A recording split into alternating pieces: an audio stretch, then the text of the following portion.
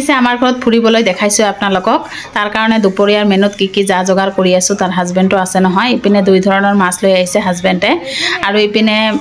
বালিয়া মাছ লৈ আহিছে বালিয়া মাছ মানে লৈতা মাছ বেংগলীবিলাক লৈতা মাছ বুলি কয় আমি বালিয়া মাছ বুলি কওঁ এইটোৰ পকৰি নহয় ইমানে ধুনীয়া লাগে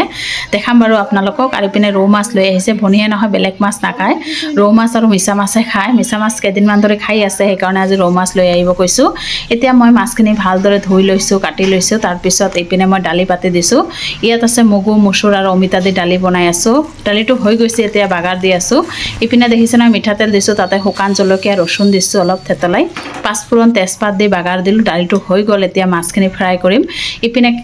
মই মাছখিনি ফ্ৰাই কৰিম তাৰ কাৰণে মাছখিনি ধুই লৈছোঁ আৰু ইপিনে মছলা বাটি লৈছোঁ আজি কাৰেণ্ট নাই সেইকাৰণে পাতাতে মছলা বাটি লৈছোঁ আৰু ইপিনে পিঁয়াজ জলকীয়া কাটি লৈছোঁ এতিয়া মাছখিনি ফ্ৰাই কৰি লওঁ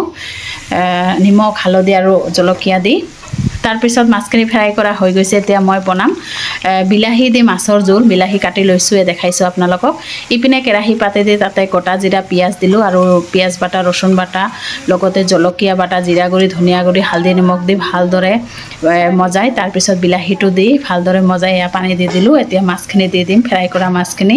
আৰু বিলাহী দি জোল নহয় ৰৌ মাছৰ ইমানে ধুনীয়া লাগে এয়া দেখিছে নহয় হৈ গ'ল দুপৰীয়া ৰন্ধা বঢ়া